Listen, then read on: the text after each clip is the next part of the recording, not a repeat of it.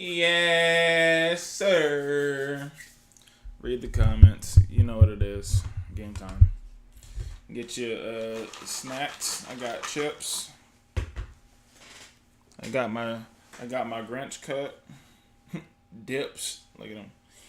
He's a mean one. Looking at him. You see what you see what we doing today. You see what we doing today. Get these headphones off.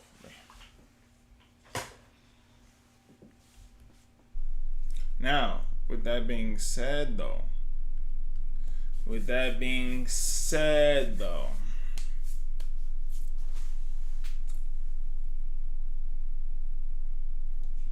The question is, why don't we get more of these? And I'm not condoning violence, crimes of any sort. But it is very few times where you hear about the victim having their justice, especially in this way. Well, air quote justice, right?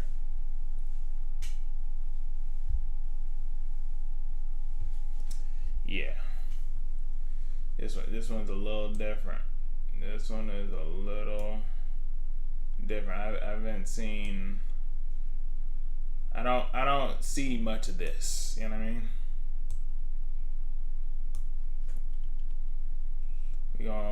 We gonna give some time, so because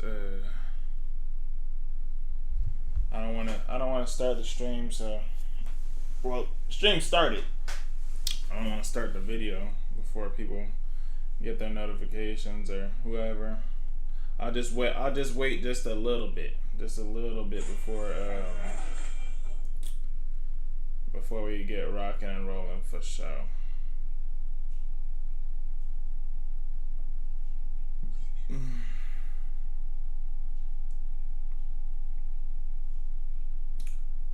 But other than that, I hope everybody's had a wonderful beginning of the year. Blessings and prayers for everybody that's out in California. That is wild. I have a lot of family out in California.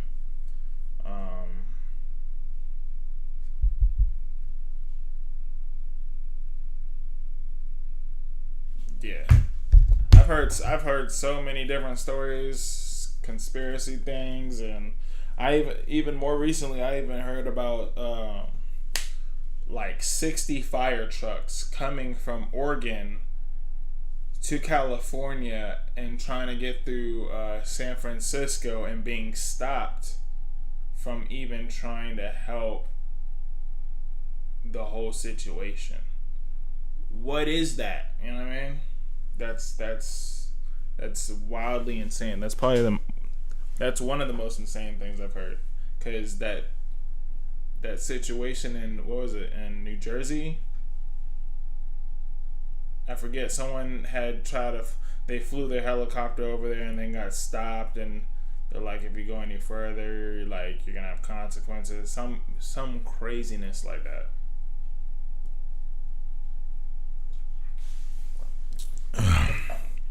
Look, I ain't gonna be the first and only one to say it, but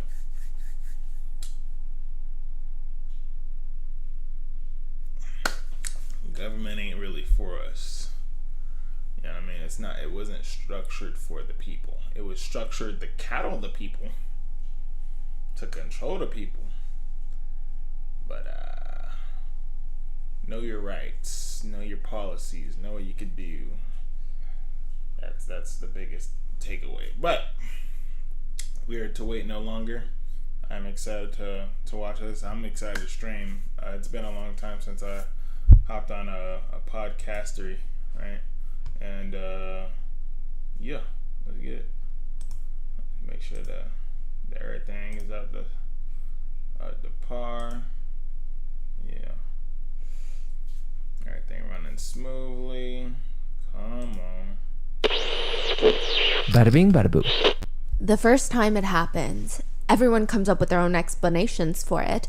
You know, the mind can do very silly things. She was just zoning out and happened to be staring there. It wasn't intentional. Sang's mom had set the table. She has a plate for herself, a plate for her husband, and a plate for her daughter Sang.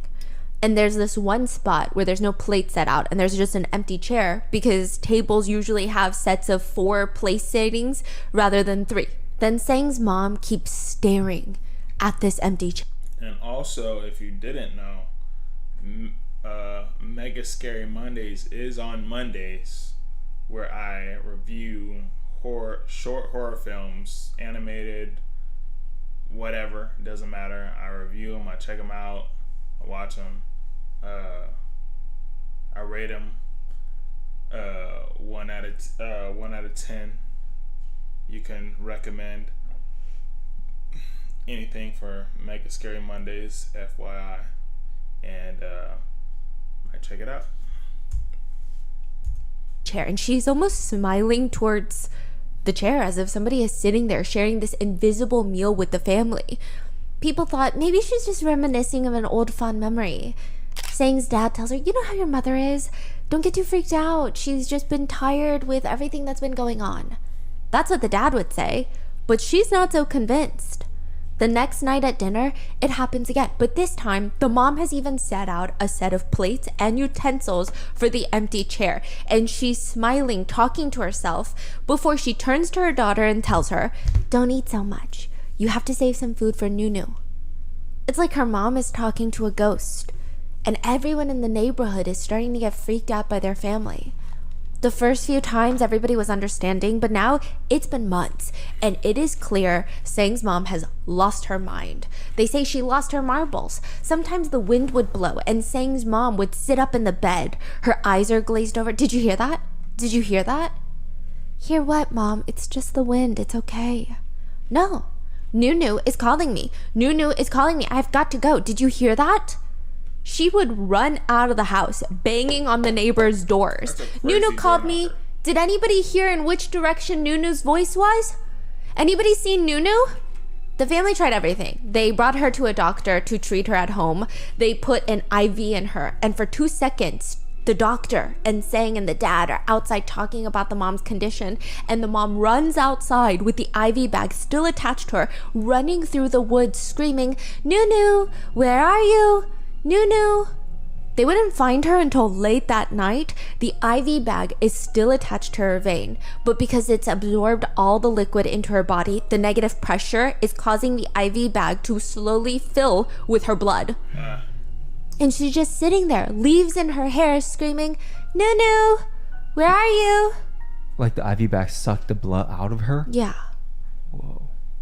If Sang had to pinpoint where this all started, when her mom started losing her mind, she could, because it all starts with this little doll with creepy eyes. I mean, there was something seriously wrong with that doll. The minute that she brought that doll home, everybody felt it. It had the kind of eyes that follow you around as you move. But that doll is no longer here, and neither is Sang's sister, the doll's owner. NiuNiu is gone. Just a little 5-year-old girl nicknamed NiuNiu, and her doll disappeared into thin air.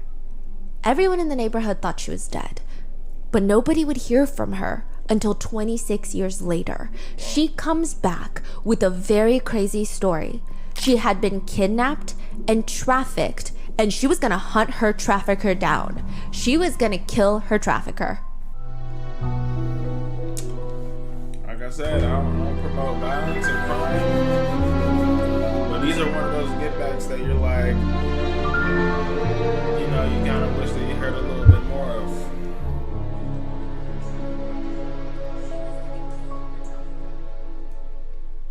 We would like to thank today's sponsors who have made it possible for Rotten Mango to support the NAMI network. This network's nonprofit mission is to end sexual abuse, slavery. Oh, my mic is not loud enough. Let me turn that up.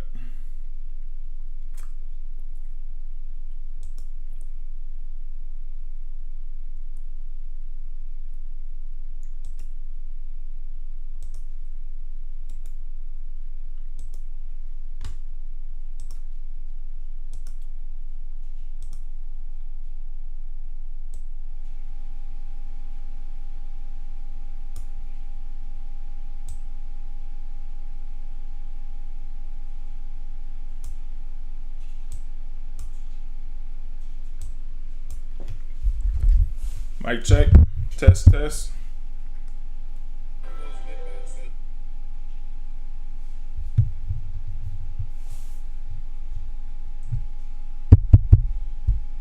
Check, check.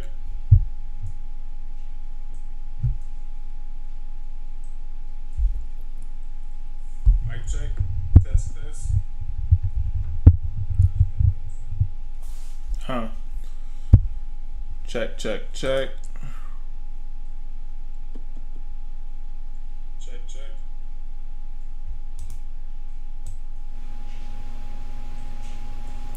Check, check, check.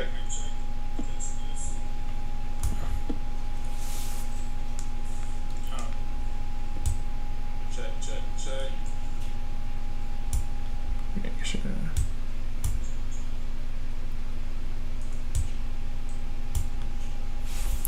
Check. Check. Check, check, check. I just want to make sure that my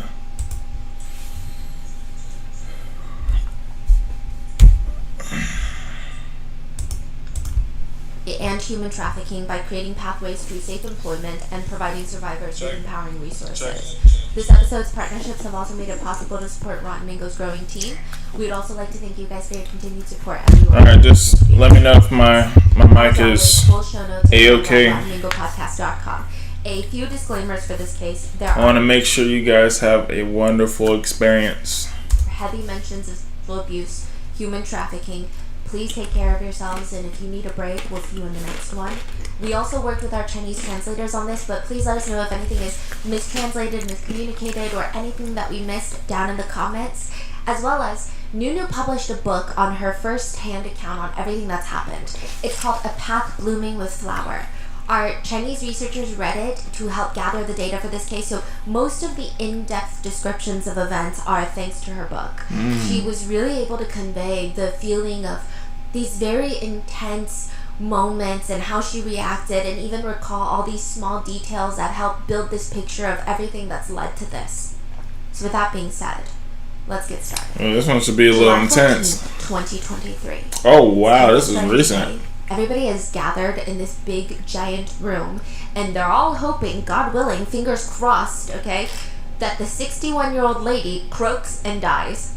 They are gathered here today to hope that this 61-year-old senior citizen plops dead.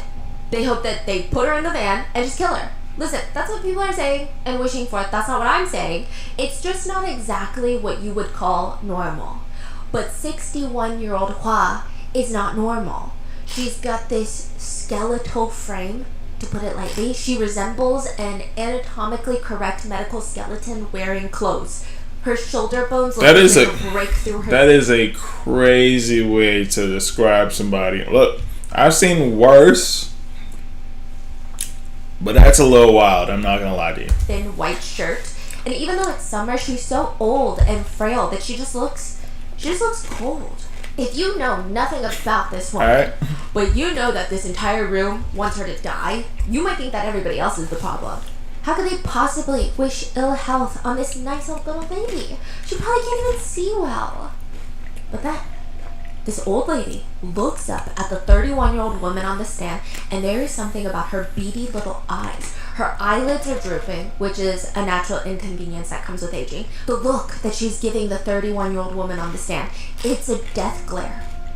And then she picks up her hand, points a bony little finger at her, and spits, "You're a liar."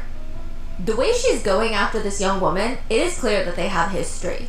And they do. It goes back 26 years to when the old lady Hua kidnapped and sold the woman on the stand. For the past 26 years, that little girl grew up and started hunting down her own trafficker. Wow. The 61-year-old woman that everyone calls the human devil. A trafficker so evil, she would even sell her own son. What? Yeah. She trafficked her own son? That was her very first trafficking victim. There's this ongoing debate on whether or not some people have lived a past life. Or maybe, I don't know, we've all lived a past life, but we just don't remember it. It's just like few people, they remember such odd details that they make the news. One parent writes on Reddit, My youngest was around 4 years old, and she would tell me about how warm and cozy she felt inside my belly, and how cold and scary it was to be born, and how the hardest part about being born was that she, quote, used to know everything, but now she doesn't know anything again. I would give her the space to talk, but her frustration at almost being able to remember everything was palpable. Another reads, when I was 4, my parents and I went to my aunt's farm, and the wind started picking up, and I looked back at my parents and said, gotta tie the hay bale down in the wind. That's how David died. 4 years old. To this day, nobody knows who David is. That's kind of how David doesn't know who David is. Kind of felt. For the first few years, she didn't really know what was real, what's not real, or what could have been a previous life, or maybe she's like imagining things. Maybe she has a problem that she needs to handle. Her grandmother would tell her, you've been abandoned by your family, and that's why I'm your grandmother. I took you in. Because you had nobody else. I mean, what was I supposed to do? Let you freeze to death? Your family abandoned you. It made sense, because otherwise, why would she end up with this random family that she's never met before and call this old random lady her grandmother, unless the story is true? But it's like this weird part of NiuNiu either lived a previous life and she remembered, or something's not adding up, because she has these short little visions, these little memories. They feel like memories where she's not abandoned. Her parents love her. She remembers that. It's so vivid. She even remembers, or she has this vision, of course, of going dress shopping with her parents, and when she is not able to pick between the 5 different dresses, her dad would throw his hands up in the air and say, let's just get them all. She remembers playing in the back with this, feels like an older sister, and falling down when she would run, and her parents made sure she felt better at night. I mean, how does she remember all these things so vividly if they never happened to her? Maybe it happened to her in a previous life? Or perhaps it's like a fake memory her brain created to keep her safe from the truth. Or maybe it's the truth. A few years ago, a series of videos start going viral on Douyin. Douyin is like the TikTok of China, the original TikTok. It's of NiuNiu, the younger woman from court, and she's sitting and she's talking to the camera. How old is NiuNiu? She's now in her 30s. Oh, wow. This is a video of a 30-year-old NiuNiu. Yes. Okay. Hello, everyone. I'm asking for your help. I think I was abducted as a child. I was probably kidnapped between November and December when I was around 5 years old. I remember being with my parents at the time. I think I remember my parents moving to a new city for work. They were renting this small apartment. I lived with them and my sister, who I believe is 3 years older than me. I was trafficked by somebody close to us that had gained my family's trust. And I also remember, I remember calling my grandma Abuda. So in China, there's a lot of different dialects. So she's trying to give these little tidbits of information so someone can be like, oh, that sounds like a southern accent. Oh, that sounds like, you know. Right. The exact region. Yes. She doesn't even know which region she was from. No. Wow. Right. So basically every state in China almost has its own little dialect. Yes. So she's trying to tell people, okay. So she's like, I think I called my grandma Abuda, or something like that. I recall calling my mother Mai, something similar. She's saying something similar. I remember my hometown as a pretty mountainous area, but that's about it. 我希望大家帮我扩散消息，让我的家人看到，帮助我早点回家，谢谢。 Most of the comments consist of netizens that are unable to help NiuNiu, but are encouraging her, hoping for the best outcome for you and your family. I wish I could know something, but I'm not sure. I'll reshare this video with my friends though. But there are some weird comments too, like, she's a girl, her parents probably sold her so that they could have a son. You can stop looking, you were most definitely sold by your parents, and they're Dog, the internet even if you pulls no punches for someone comments she's a liar, nobody. and It's she's trying to gain crazy out attention here, online. bro. In the non-stop comments, there's one that starts gaining attention though. Can I get your contact information? If I'm not wrong, I think we're cousins. Immediately, everybody starts commenting on their supposed alleged cousin's comment. This girl makes traditional meow costumes for a living. She's also doing this for clout. She's commenting to gain attention for her business. The quote-unquote cousin Yes. is selling Traditional costumes. dress. Oh, so people are saying she's marketing. by Yes. doing- Okay. Yes. Everyone starts taking turns leaving mean comments until one reads, wait, have you guys actually looked through her profile?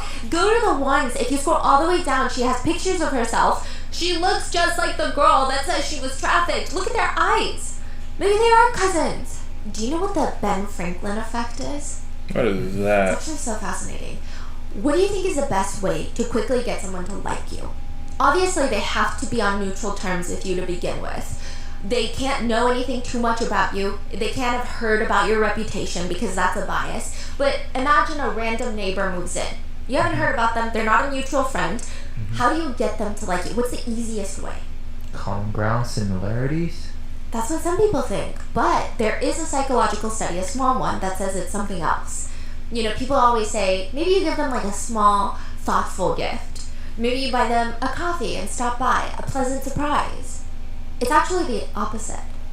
Instead of doing that person a favor, you ask them to do you a favor. Really? Yeah. I don't know about that one.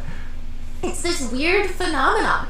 If you do a person a favor, you expect that they will like you more, right? But research shows it's actually the opposite. If you do someone a favor, you tend to like them more, even though you're the one that inconvenienced yourself to do a favor. Now, the favor can't be a big favor. It can't be, hi, can you sell your house and give me all your money? It must be like, oh my gosh, could I borrow that book? I've been wanting to read that book for months now and it's been sold out. Can I borrow some salt? Like Yes. something so small? Yes.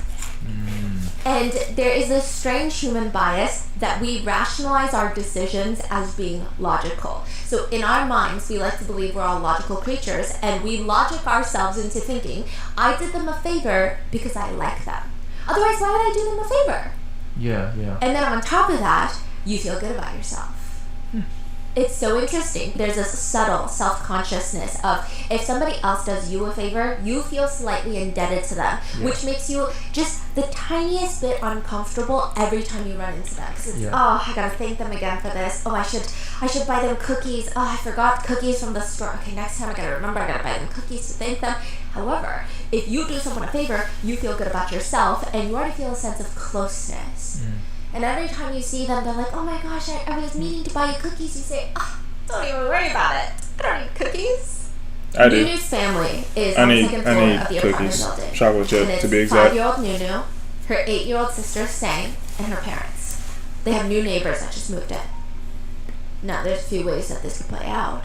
One, you go and you introduce yourself and you bring them a basket of baked goods. Or two, you just wait to never see them, and then you see them in the hallway and you act like you're super busy and try to ignore them and keep distance from your neighbors.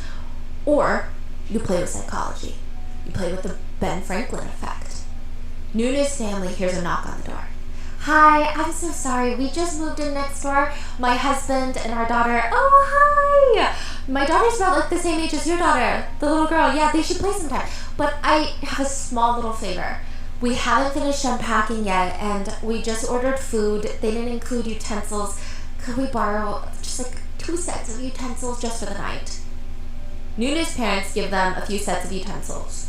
One for each of the 3. Mom, dad, and daughter. They're new neighbors.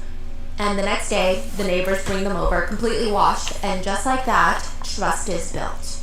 So for the next few weeks, every time the girls run into the family, they would wave, say hello, hi auntie, hi uncle, until NiuNiu makes the grave mistake of a very bad trade. NiuNiu is playing with the next door neighbor's kid. So they have a kid? They do, yes. Like a son? A daughter. A daughter. About NiuNiu's age. And NiuNiu has a pair of... This is how it happened. The door has this creepy little doll. Okay? I mean, it's kind of cute. Maybe it could be cute.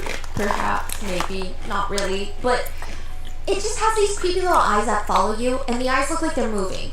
And somehow, NiuNiu gets convinced into making this trade, trading in her perfectly good roller skates for the creepy doll with the moving eyes. But now it's too late to go back on her word and ask for a trade back, because that goes against every single unspoken toddler trade rule. She can't do that. So NiuNiu decides, maybe I can just make the best of it. Maybe I could knit it in eye mask. Or maybe it just needs a cute crocheted sweater in a bright pastel color to take the attention away from her creepy little eyes that are bulging out of her head. But that is neither here nor there. She goes next door to play with the little neighbor girl, and she's hanging out with the girl her age when the neighbor's mom, the new neighbor, she comes home. And she leans down, gets eye level with NiuNiu, and asks her, Do you want to go shopping with me to get some snacks? Oh no, I'm okay. I have to be home for dinner. Are you sure? We can get anything you want from the store. You sure there's nothing you want? NiuNiu takes a moment to think about it. Well, I did want some knitting needles to knit my doll a sweater. The neighbor agrees to buy her knitting That's so supplies. wholesome. She grabs little 5-year-old NiuNiu's hands. She leaves her own daughter at home and starts walking towards the train station. That's crazy, bro. I mean, to little 5-year-old NiuNiu, time perception is already skewed. 15 minutes on a train feels like 18 minutes, or perhaps even 30 minutes. Like, for the most part, you know how, like, scientists, doctors will run psychological tests on crazy people?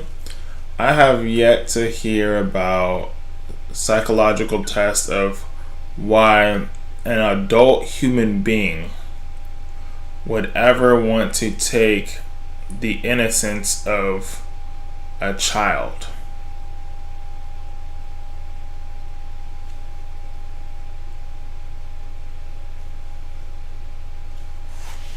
I don't know how that's appealing. I don't understand. NiuNiu senses something is so off about this whole train ride. It stretches from 15 to 30 to an hour, and NiuNiu starts feeling anxious. She's sitting next to the window. The neighbor is sitting on the aisle seat of this nearly empty train car. She tries to get up to use the restroom, and the neighbor yanks her tiny little arm down all the way until she slams back into the hard train seat. She reaches over to the little girl, opens the window. The same neighbor that so nicely and politely returned the cutlery and waved in the hallways, she's opening the train window. This is in a smaller town, so it opens pretty wide. Not much safety precautions put in place on this specific train, and this was back in the day. If you try to get up and scream or you even complain, I will throw you out the window without any hesitation. NiuNiu is forced to change out of her warm jacket that her parents bought her into what looks like literal rags, barely enough fabric to keep her from shivering. The entire journey lasts 24 hours. Her neighbor took her to the entire other side of the country. Wow. The entire train ride, NiuNiu is forbidden from using the restroom to the point where she urinates on her seat in her clothes. In response to that, the neighbor starts glancing around, making sure nobody is passing by, and then just starts beating NiuNiu. NiuNiu is sitting there, soaked in her own urine, shivering in the cold without her winter jacket, confused on where she's being taken, and this is the start of 26 years without her family. I feel like it's a pretty common acknowledgement or sentiment, I guess, that human life has no cost. We say it's priceless. I mean, at least that's the way it's supposed to be, right? But there is a price. Children from various countries on the black market go anywhere between $45 to $25,000. Women and teenage girls anywhere between $2 to $12,000. Babies are $160 to $7,800, just on average.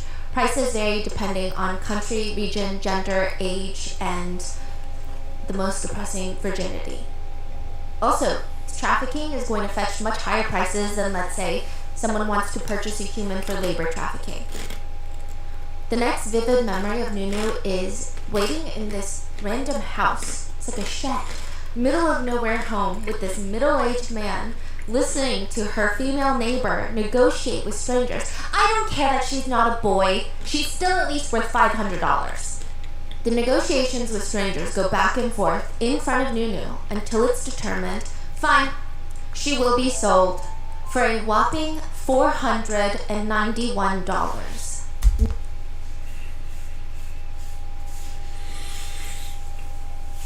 I don't understand. I don't understand.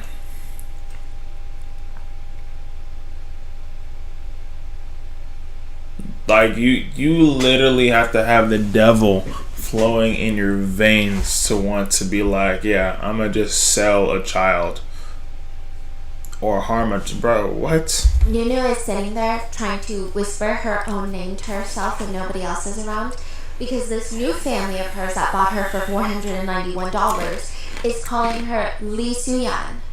NiuNiu's situation is a little bit unique when you think about how most Americans see trafficking. NiuNiu is told by this new grandma that she was purchased so that she could take care of new grandma's son, aka her new dad. His name is Mr. Li. Mr. Li is from a poor family. He's also nonverbal and deaf. meaning nobody in this small town wants to marry Mr. Lee. Not because they're ableist.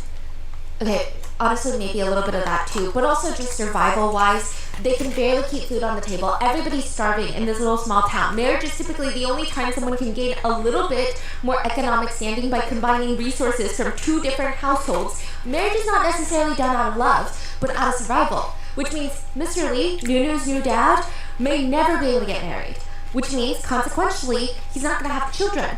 And Grandma Lee cannot have that, because if he doesn't have children, when she dies, who's going to take care of him? At least if he has kids, he can burden his kids because of their traditional duty to take care of their parents. They're going to take care of Mr. Lee. That's why Grandma Lee purchases NiuNiu for her son. Like a gift, a sick and twisted gift, as a daughter, so that when Grandma Lee passes away, he's going to have someone to take care of him in old age. At least that's what NiuNiu is told. But everyone else in town, all the kids from school, are telling her something different. You know, your grandmother used your dad's money to buy you. He saved up hundreds of dollars working as the local shoe repairman. Do you know that he saved the money for a future wife? But since your grandmother bought you with it, don't you think that means something? NiuNiu is so confused what they're trying to imply here. One of her, quote, friends from school just tells her, he's kind of creepy. Your dad? He never says anything, he just stares. Be careful when you sleep. Don't sleep too deep. NiuNiu still doesn't understand what's being implied here, and eventually they tell her, my mom said that you were bought as a bride for your adoptive father. All the adults are worried that when you sleep, your stepfather is going to enter your room. NiuNiu still doesn't know what that means. She has no idea what it means to be somebody's bride.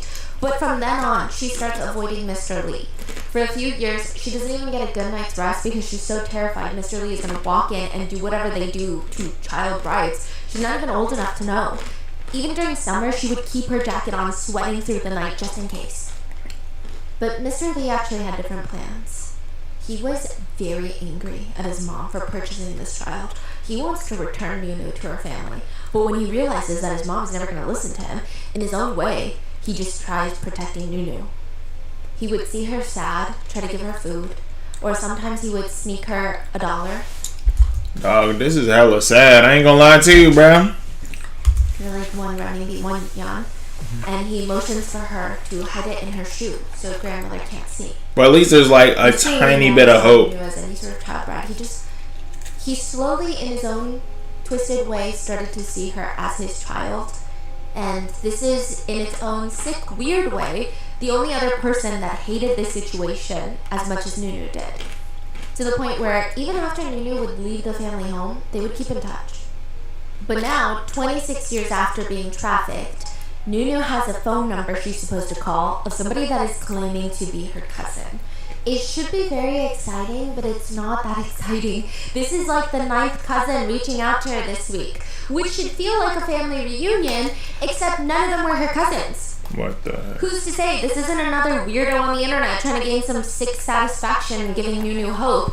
And she finally makes the call. And the cousin starts explaining what happened in their family to see if things are lining up.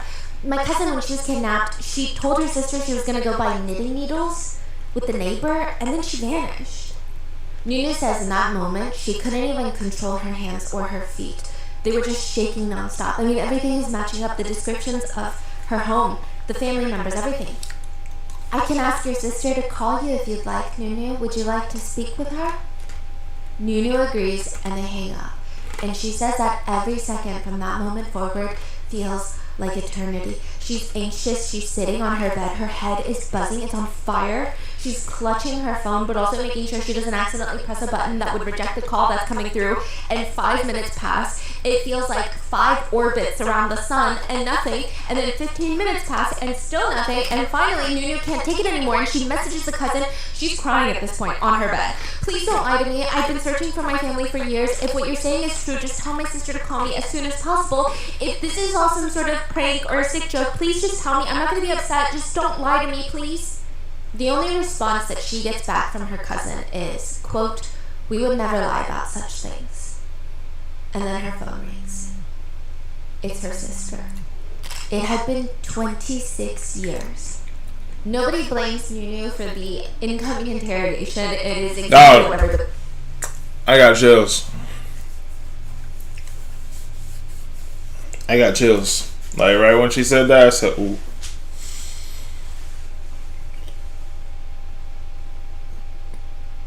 There's like so much catching up to do, so much. But he also lived on. Sister, do you remember the time we played hide and seek and I fell? Of course I remember. It was me, you, and our youngest aunt. She was so worried. Who's asking who? NiuNiu was asking this supposed sister on the phone. Sister, we lived on the second floor. Were the stairs too much for me to climb on my own since I was so young? We didn't have stairs. It was a really unique home. I've never seen it before. It had a slope up to the second floor, not a flight of stairs in sight. This is it. This is her sister. NiuNiu knew it, but also now that it's confirmed, she starts getting a little frustrated. I'm so confused though. Why didn't you find me sooner? I've been looking for you for 26 years. Sister, I didn't know how. I didn't even go to school. NiuNiu cries to her. Wait, NiuNiu's sister didn't go to school? No. You'll see why soon.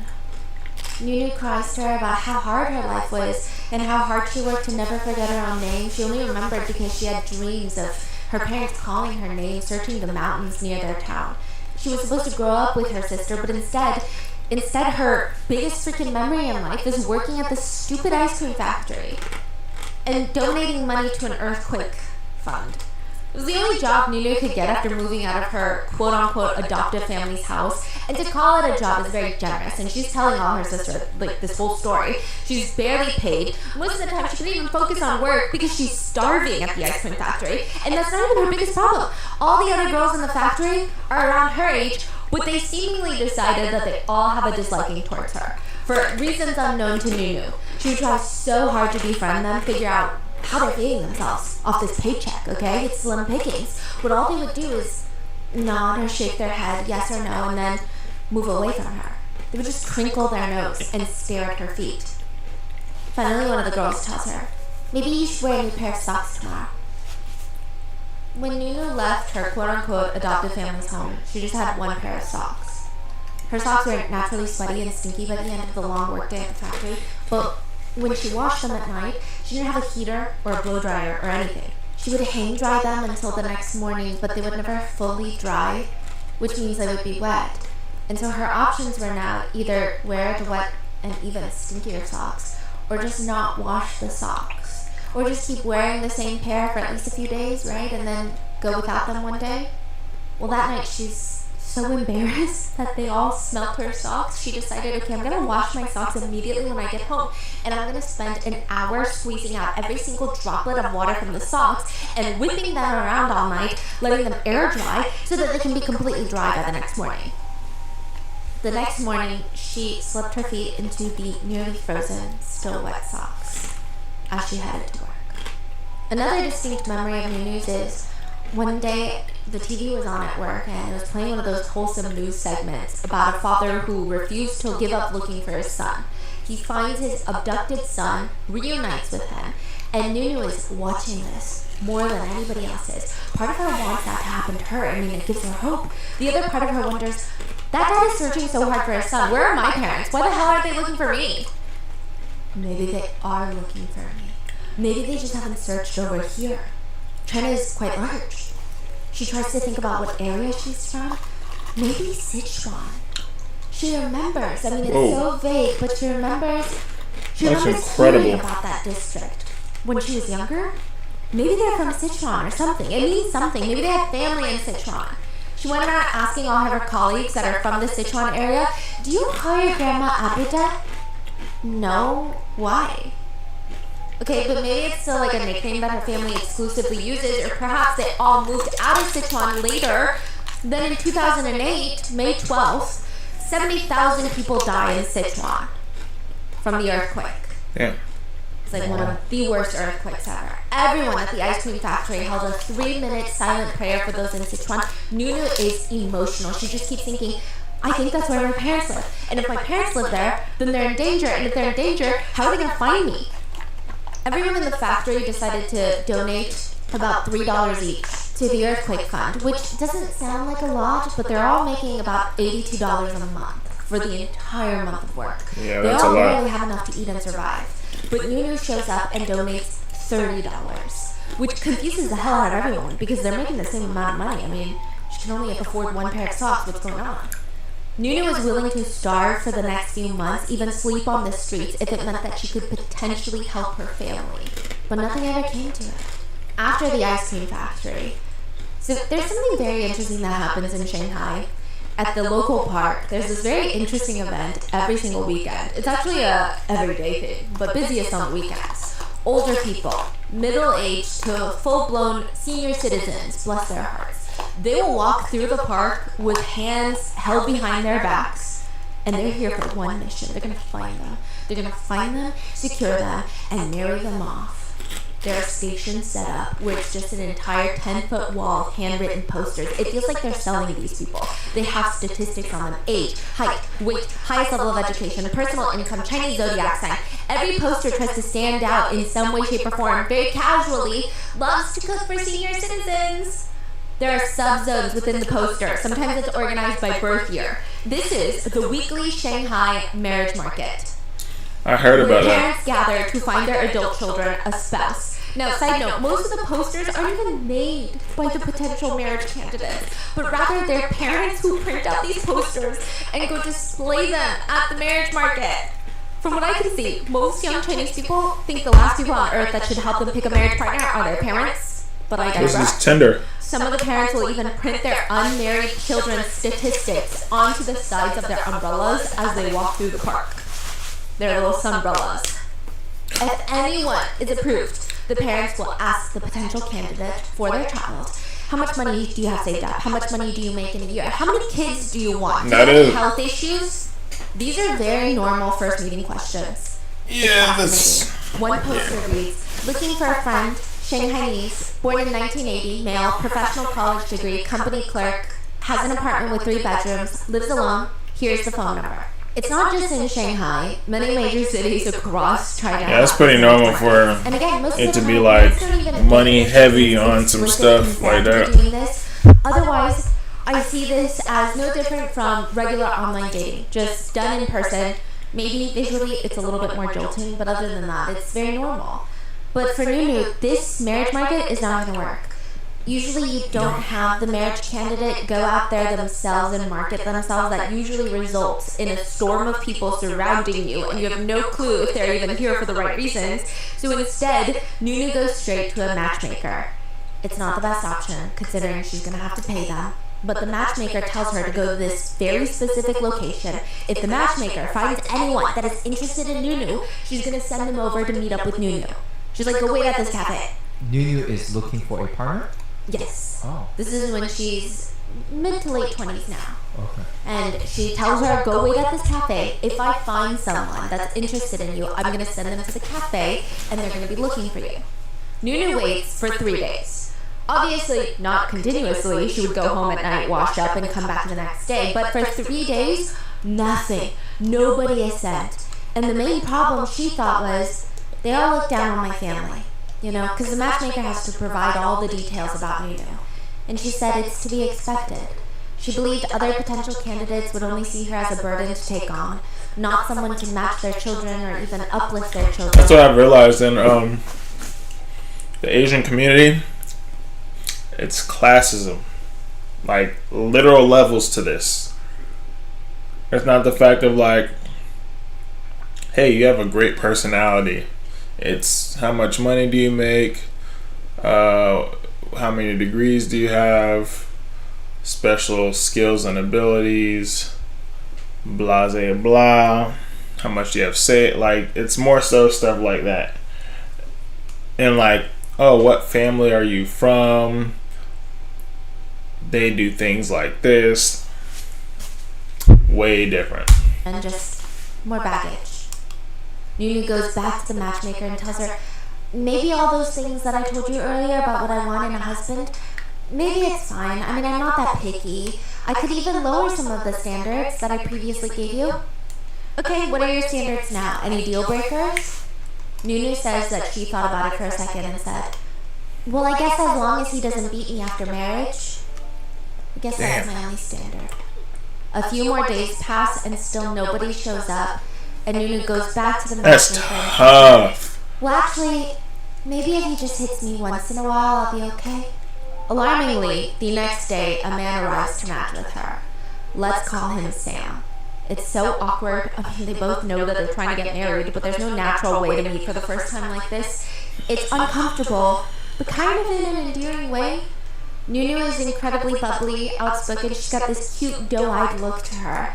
And after their date, the matchmaker calls her. So what do you think of Sam? NiuNiu is terrified of rejection, even though she really likes Sam. She plays it cool. You should ask Sam first. If he agrees, then I agree. If he doesn't agree, then I don't agree. That night, the matchmaker texts her. Sam agrees. The two get married, and I keep waiting for more shoes to drop, like Sam is gonna be this horrendous monster. But he's actually so sweet. He does not care about her past. Let's go. He takes good care of her. Sam looks alright. Come on. Her open up her own beauty salon, and they have children together. Okay. And now NiuNiu is on the phone with her sister, 26 years after being kidnapped, asking her, "This is everything that's happened in my life. Now I'm married, I have children, and why didn't you look for me? So much has happened. I mean, where were you?" Wow. NiuNiu's sister tells her, "Of course we looked for you. We were known as the Blanket Family." For months after NiuNiu went missing, they printed out pictures of NiuNiu, went to every single neighbor, every train station asking, "Have you seen this girl? Have you seen her?" They carried around blankets. For 8 months, they just went from one train station to another, sleeping at the train stations. Their dad almost got into trouble a few times because he would grab at random strangers at the station, shaking them by the shoulders. "Why did you take my daughter? Where did you take her? Just tell me. I know you took her." NiuNiu's sister would have to explain, "I'm sorry for my dad. My sister's missing and we're all a little bit tense." All the strangers would brush the dust off their shoulders and just kind of give looks of pity and maybe understanding before walking off. NiuNiu originally believed that she had been given up to be trafficked or given up for adoption because of the one-child policy in China. And she's a girl. She says, "All these years, I've really suffered, but who could I even tell? I've been waiting to go back and tell my parents. I want to complain to my parents for a little bit. I want to say, do you know what I've been through? Do you know how hard I fought to grow up? Do you know how many beatings I took? I just want to tell them that." She says, I want to go home crying and I want to tell them, "Do you know how much I suffered?" But the minute I spoke with my sister, all of that was gone. I just wanted to be with them. I wanted to bring them to live with me and buy lots of skincare for my mother, lots of snacks for my sister.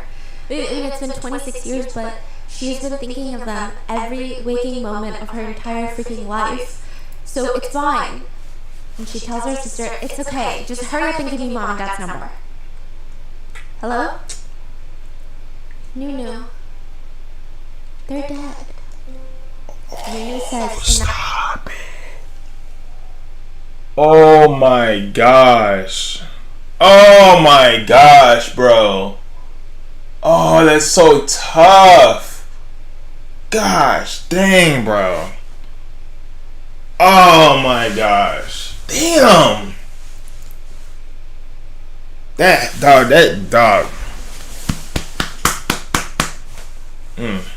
That moment, she threw herself on the ground.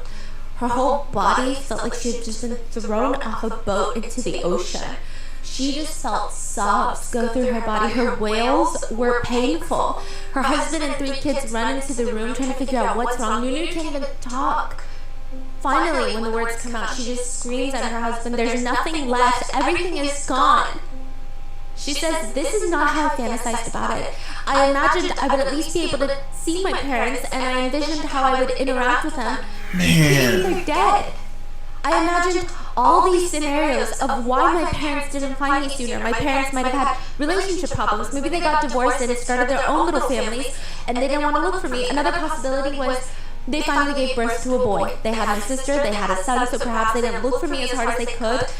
Or that I was indeed sold. I thought about all these scenarios for 26 years, but I didn't expect that they'd be dead." NiuNiu is 34 years old. She was trafficked when she was 5. Her parents died when she was 7, but she never knew. What? They didn't even, dog. Wow, she's over here. Wow. they only died 2 years after her being gone. She's over here thinking that they're alive, just looking for her or whatever. Oh my gosh. I'm not gonna lie. Probably one of my biggest prayers is that I want my parents to be alive to see their grandchildren. Like, if anything, I want that. Because my grandpa from my father's side, he's passed. Actually, all of my grandma on both sides passed. Grandparents on both sides have passed, so they don't get to see their grandchildren, their great grandchildren. But I want to be able to give that to my parents, and I want to, you know what I'm saying? That's something to me that hits tough. Is that 2 years later? Yeah, they were both very young. Why? Depression. Her parents did not sell her or help traffic her because they wanted a son. Everyone who knew them said the family, they did okay for themselves. They're small town people, but they were doing okay. They had 2 kids, which, yeah, not allowed in one-child policy, but they had 2 daughters. It does not appear that they ever wished for a son. The daughters were really well taken care of, which sounds crazy to say that, but like given the context, you get it.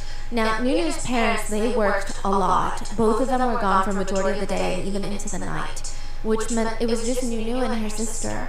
NiuNiu's memory of her parents was they would come home late at night and they would want to hang out with their girls. So they would get chicken drumsticks and wave it around in the girls' faces while they're asleep. And they would wake up to the smell of chicken and they would jump out of bed and they would all share this delicious meal of fried chicken together in the middle of the night. And the most impactful memory for NiuNiu's dad was she promised to buy him a camel.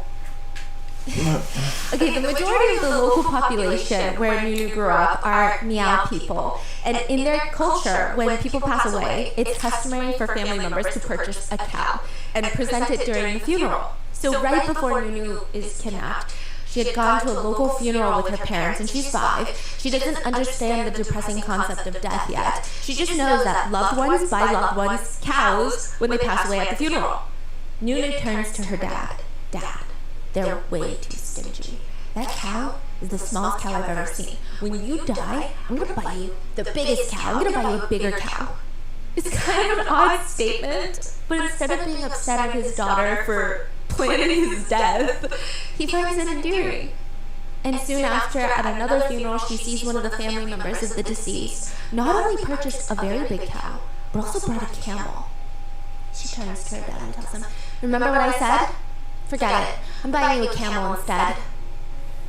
And ever since NiuNiu disappeared, her sister Sang said all Dad would do is get drunk, roll around on the floor screaming, "Where is my camel though? But I was promised a camel, where's my camel?"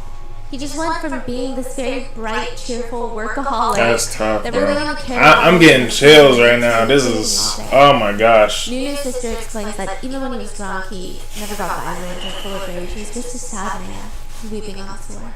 He couldn't sleep without alcohol. Even in his sleep, he would call out for NiuNiu as if they're back at the train stations. It's complicated for NiuNiu's sister because part of her hates herself because NiuNiu told her she was going to go buy knitting needles with the neighbor. She didn't stop her.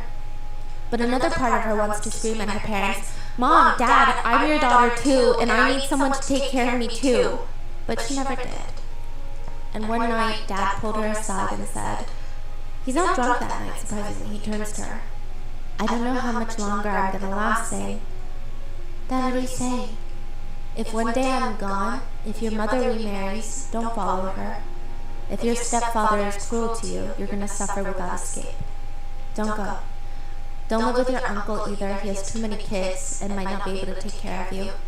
Stay with your grandmother and your other uncle. He's always been a good person and he'll make sure you never starve." NiuNiu's sister nods because she can't really talk. But finally she asks him, "Dad, why can't you stay? I will earn money soon and take care of you, and Mom, just hold on a little longer. I can take care of you." He just grabs her hands and says, "We just miss your sister a lot. You've always been a great daughter and we wronged you. Please don't blame us. Soon after, he ingested rat poison and passed away. Suicide, bro. She had been slowly losing her mind for a while now. That night, NiuNiu decides she's not going to get her parents a cow or a camel. She's going to get them revenge. Not even just to avenge what happened to her or her parents, but also to her sister. Her sister was orphaned at like 10 years old. I mean, everyone in the village called her sister a jinx. They believe because NiuNiu went missing, both her parents died, and she's the last one standing, maybe she's the bad luck. They all just stayed away from her just to be safe. Hearing all of this, NiuNiu says she knew. My parents were taken from us while they were still young, deceived and trapped in a grave, while the traffickers roam free in some distant place beyond the law. Just thinking about that makes me restless. Every single night, I lay in bed, and I couldn't help but imagine my parents wandering around like lost souls on a desolate mountain for over a decade. And at that moment, I became resolute in just one thought. I'm gonna bring these traffickers to justice. I'm gonna seek justice for my parents' lives, for the suffering endured by my sister and me, and for the destruction of my family. And I just have one question. Human traffickers, do you know what you've done? The only way to catch a human trafficker, there's not really a foolproof way. It's very hard to catch them, but I guess the first is to become famous. NiuNiu had been trying to hunt down her traffickers for years. Nobody listened until she became somewhat famous on Douyin. Suddenly, all the cops wanted to help her. She gained a following, she was reunited with her family, she was making mainstream media news, and now everybody wants justice. And coincidentally, that does make the police much more helpful. They're able to track down the safe house that she was taken to, where they were negotiating with how much she's gonna cost. They retraced her steps, found the safe house, and the first person they get to is this old man named Wang. He's the middleman. He's the one that runs the safe house. She begs this man, please, you're already 90 years old. You've lived 60 more years than my parents. You might not even be imprisoned if they arrest you. Can you just do one thing good? Like, do you really want to carry this to your grave? Just give me the name of my trafficker. I don't know if I can tell you. I don't know, okay? And I don't even know where you came from. Hua never told me. I can't find Hua anymore anyway, and it was Hua. Is that the name? Yes, but it's like saying it was Tom. Oh, okay, so just like part of the name. Yeah, name. it's like it was Kate. And she stops, dead in her tracks. Yu Haiying? He's staring at her. How do you know her full name? NiuNiu says she's always remembered the name Yu Haiying, but she had no clue where she remembered that name. She just thought it was a family member because her name is Nu Hua and her sister's name is Sang Ying. Hua Ying. Yu Haiying. She thought it was a family member, like an aunt, because it's a combination of both her and her sister's name. But now she knows in this moment that name that she remembered is her trafficker's name. Oh, it's been in her brain. Yes, and she always thought it was a family member. But she couldn't place who. Maybe it's her aunt, because you don't really call your aunt by your full name, and she was 5. She thought it was an aunt. That's crazy. It was her trafficker's name. The police have to be sure, though. They do a dozen photo lineups, and each and every single time, NiuNiu is able to point her out. It's her. She's the trafficker. She's the freaking neighbor. On Father's Day, an arrest warrant is granted to Hua. The 60-year-old, now 60 years old, is playing mahjong with her friends when she's arrested. Bright red hair. She dyes her hair at 60 and she's very intense. The prosecutors also bring forth the information that this isn't even Hua's first time getting arrested for abducting children. Wow. She was arrested in 2004 for kidnapping and selling children, aka human trafficking, child trafficking. She was sentenced to 8 years in prison, but for some reason, unbeknownst to me and anybody else with more than 5 brain cells, she gets released in 5 years on good behavior. You kidnap children. How do you get released on good behavior? Good behavior for kidnapping a child. That's something that you say when a kid is in timeout because you've been released from timeout on good behavior. I don't feel as if as heinous as those crimes are, you can just be released on or released sooner on because of good behavior. That's crazy. Sell children, but you've been doing a great job at keeping your cell very clean and tidy. Perhaps you have fully rehabilitated. I don't know how those two things are representative of each other. I mean, a person with a tidy room is still a person. Rehab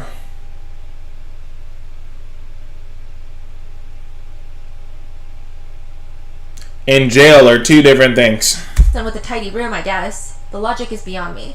This time around, when she gets arrested and she's going to be tried in court, because now NiuNiu is bringing her to court for trafficking her 26 years ago, Hua, the trafficker, is arguing a bunch of different things. She's pulling out every excuse in the book. She says, actually, it's not me that's the brains of this operation. It's the middleman. The middleman was forcing me to take profits off of human trafficking. She even accused the middleman of sometimes skimming more money off the top, resulting in her to barely break even. Honestly, she's not even making money off of this. That's her defense. Her defense is she's not even making money and he's skimming money off the...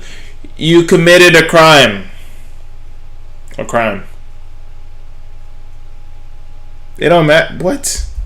But then when she's confronted with the fact that eventually she stops using that middleman, Wang, the one that gives her name a little bit, she's still trafficking children. So how do you explain that?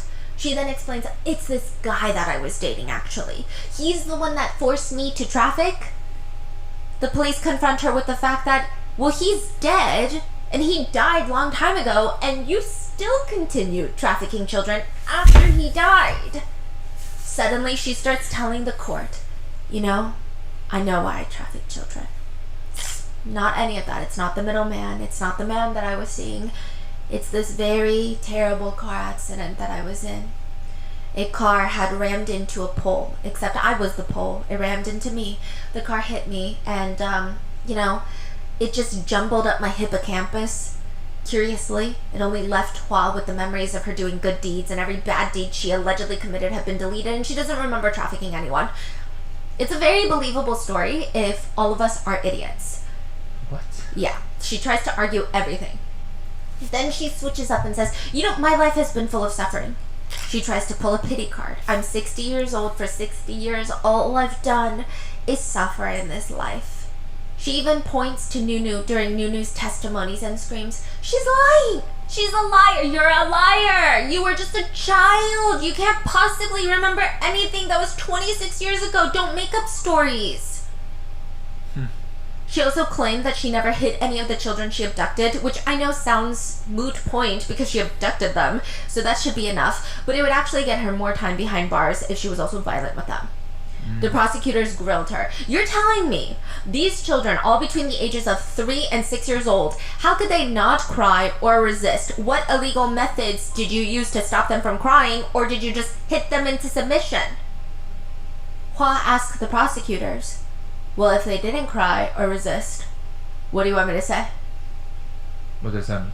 Basically, the prosecutors are saying there is in no world that these children did not cry. Yeah. And if they cried, how did you get them to stop? You must have hit them. And she said, well, what if they didn't cry? How do you want me to respond? I didn't hit them because they didn't cry. I don't know why she's being a smart ass right now. She has no remorse until the very end.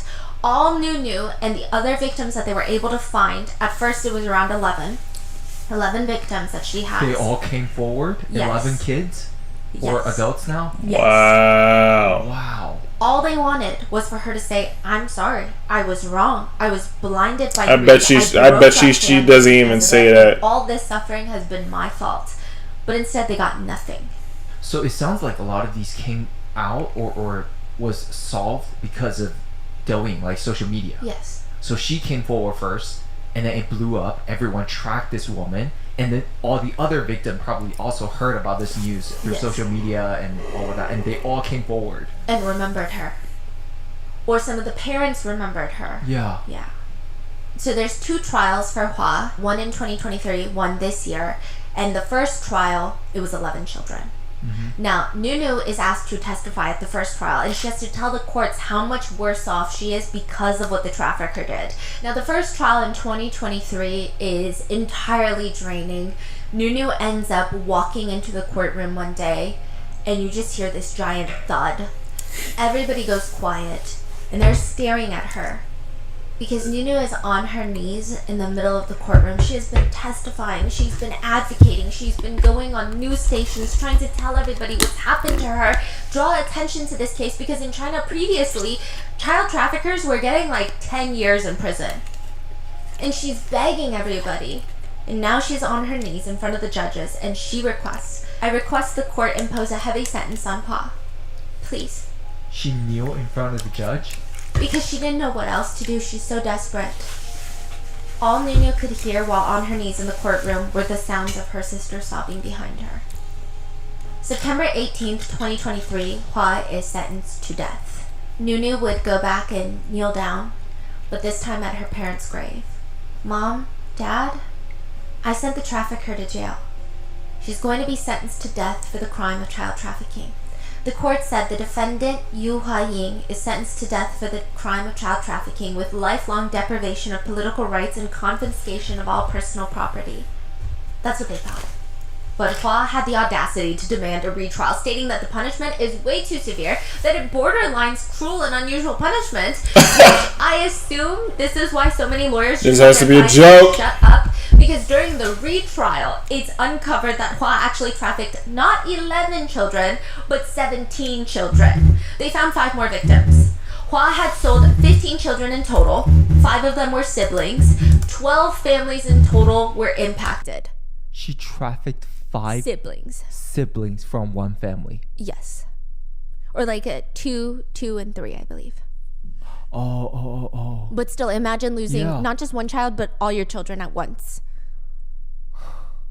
Some of the children were even thrown away midway because they couldn't find buyers.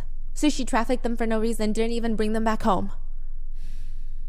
One of the most disturbing revelations is they discovered that Hua's very first victim ever was her own son. She sold him for $700. She did have a daughter as well. That's her very first child. She thought that she could help with trafficking other kids. She said her daughter could help with her trafficking. Yes. That's why she would keep the daughter and then go to neighborhoods. Their MO was they would rent these little rooms for maybe 3 weeks to a month, act like they've moved in permanently. They're getting settled down, make friends with all the neighbors, get the daughter to hang out with little kids, lure them out like she did with NiuNiu, and then leave. Wow. Her husband and her daughter would meet her in the next location. Were they charged? They died. The daughter was not, because by the time that she was of age, I think she escaped her parents. But the husband had died by that point. One of the mothers that had been impacted, both of her children had been sold and trafficked by Hua. She says, she snatched and sold 2 of my children. It took me 28 years to find them. A lot of their stories are not as public as NiuNiu. Other parents were unable to reunite with their family members because a lot of them, they just got scattered afterwards. A lot of the parents, after their children were trafficked, they got into divorces. They moved away. They weren't able to come back. Some of them got ill and passed away from a, quote, broken heart, if you will, or a few of them had self-exited. Before the sentencing, Hua, the trafficker, gives another statement. This is the second trial. She's like, I don't deserve the death penalty. I'm going to give another statement. She tries to tug at people's emotions. I don't know, okay? She pulls out a few pieces of paper and just starts reading off her statement. And it's a bland statement. It's just, I was too young at the time and I made mistakes and I only sold my child out of desperation. My financial situation was dire. My husband was irresponsible. He got arrested. He was the main breadwinner. I had no way of surviving while raising this child. That is crazy to say. Yeah. NiuNiu gives a final victim impact statement for the judge to take into consideration. She's wearing all black. She says very loudly for the entire court to hear the way she looked like she's talking. It looked like you only completed the 2nd grade and you didn't know better, but you have 3 pages of notes that you read off, and not a single. After their children were trafficked, they got into divorces. They moved away. They weren't able to come. Seeing Hua, surviving while raising English words. The way she looked like she's talking, it looked like You only completed the second grade, and you didn't know better, but you have 3 pages of notes that you read off, and not a single after their children were trafficked and got into divorces. They moved away. They weren't able to come stay My- with mom. Surviving while raising I think it's English the way she looked like she's talking. My volume is way too high. Oh man.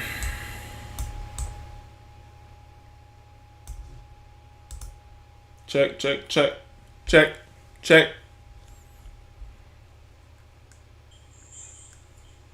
My volume is way too high. Oh man.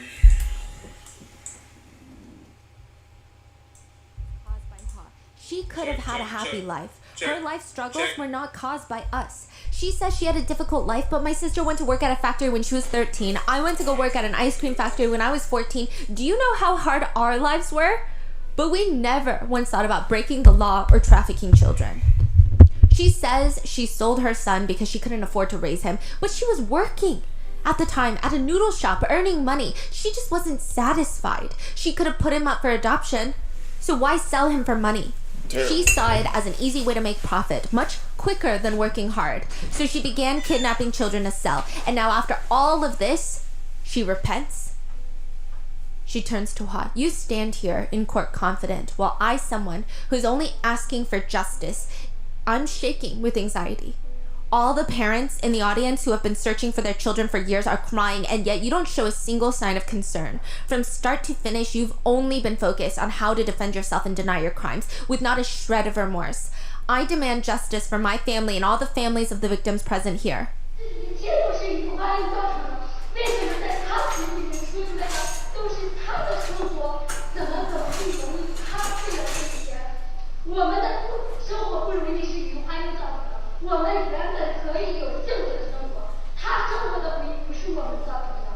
December 19th of this year, Hua is sentenced to death once more at 61 years old. 被告人于华因犯拐卖儿童罪，判处死刑，剥夺政治权利终身，并且没收个人全部财产。 The top trending search after her sentencing is how quickly is she going to be executed? Which is pretty quickly in China, within 7 days after they signed the death warrant. But it's unclear when they're going to sign that warrant. NiuNiu tells journalists that is exactly what she wanted. She said, how could I not hate the trafficker? Even when she reunited with her sister and extended family, knowing that her parents died, I mean, every fantasy she ever had of meeting them, hugging them while crying to them Just about how gone. unfair her life was, it's gone. It almost ruined her marriage. She remembers just being so angry at the world when she found out her parents were dead. Every single night she had insomnia. Her husband tried everything to help her. He would take these nightly runs with her to tire her out before bed, but nothing would work. She's surviving on 1 to 2 hours of sleep a night. She would stay up just crying to herself, and then she would look to her side and her husband is asleep. As he should be. You know, one of them has to be asleep. One of them has to get good sleep so they can wake up and take care of the kids. But for some reason, there was this rage inside of her that is just so unfair. Thankfully, the two of them supported each other, and even now, people question the husband. I don't know why. It's a weird question, but they ask, if you knew about your wife's past sooner, would you still have married her? I cast a lot of judgment on the people asking me questions. Right? However, the husband... I'm judging. I'm If I had judging the known hell a out of day you. earlier about her past, all that would change was I would have married her a day earlier. Her adoptive father, Mr. Lee, and I'm sure it's a very complicated relationship. There seems to be mutual love, or at least some level of understanding, because NiuNiu brings him to the hometown, introduces him to her entire family, includes him in all of their family photos. So with the clear verdict set, NiuNiu feels like she can move on with her life. She's opening back up her beauty salon. She's actually registered it as a blood collection spot for DNA testing for those looking for their families. Aside from that, she's been giving speeches to raise awareness to how trafficking works and what everyone can do to stop it. Sometimes she live streams to sell products, which, side note, for some freaking reason, some people decided that they don't like that. And the way NiuNiu responds to people who get upset with her for live streaming is a level of class I think would blow those weirdos' minds. She responds to the people who hate her. I don't know why you're angry with me. Are you upset because I make shirts on my own now and perhaps I stole your business? But I check your profile and I know that you're not selling shirts. So that's not it. Is it because I'm not positive enough online? Well, that's not true. I'm really positive. So why are you guys mad at me? Is it because I suffered in the past and now I'm doing well, so you want to suppress me? I don't think that's it either. I think you're upset because you don't know me and you don't understand me. So for those people, I just ask for one thing. Maybe just stick around, get to know me, and we can give each other a chance. Side note, she's not even making an easy living. She takes her live streams incredibly seriously, which everybody should, but she refuses to even use the restroom, even take a sip of water during a 7-hour live streaming session, because she doesn't want her viewers to think she's not taking it seriously by taking restroom breaks. And it's also a bit of a bad habit. Ever since her kidnapping, because a lot of people think it's from the PTSD of urinating on herself in the train. She contracts a lot of UTIs because she refuses to use the restroom. She just has a thing about it. And so now whenever family members check on her, they don't say, get some rest. They don't say, take care of yourself. They always scold her, don't hold in your pee, okay? And the last page in her book reads, when I was lonely and helpless as a child, I wished for a big family with faces similar to mine around me. That wish has come true. And it's a picture of her and Mr. Lee and her entire family from back home. And that is the case of what has happened to NiuNiu. The child who was child trafficked and then found her trafficker 26 years later and got her sentenced to death. It's a very big, it's known as a monumentous case. Okay, so I was saying earlier, I was just like, oh, I don't condone crime, murder. I thought that's the direction it was going to go. Obviously, the title, you know what I mean? It says she caught her own trafficker that sold her when she was 5 and sentenced her to death. So I wasn't thinking of sentence as far as like through the court of law, but even better, like, man, the emotional roller coaster this one has. It's only an hour long, and people know that she has like an hour and a half, 2 hour long kind of podcast situations like this. But this one was pretty heavy. I know right now, because like I mentioned before, typically a lot of child traffickers would get 5, 10, 20 years max. And now this is really a harsh punishment, I guess, in retrospect. What are your thoughts? Leave it in the comments, and please be safe. I'll see you. I don't think it's harsh, to be real with you. I don't think this is harsh. To let alone the crime, but to not be remorseful at all is insane. Insane. To not have any remorse for anything that you did, not being accountable for whatever you did. That's crazy. That's crazy to me. Yeah, I look forward to definitely doing these a lot more. I'm thinking maybe Friday, Saturday, probably doing that a little bit earlier, doing like a stream, covering one of these podcasts or like a murder mystery kind of situation. Even if I happen to play a scary game, I think that'd be really cool. So I appreciate everybody that stopped by the stream. I appreciate everybody that has blessed me with a like on the video, even just stop by just ever so slightly. Appreciate y'all. Y'all guys have a wonderful rest of y'all day, and yeah, stay blessed and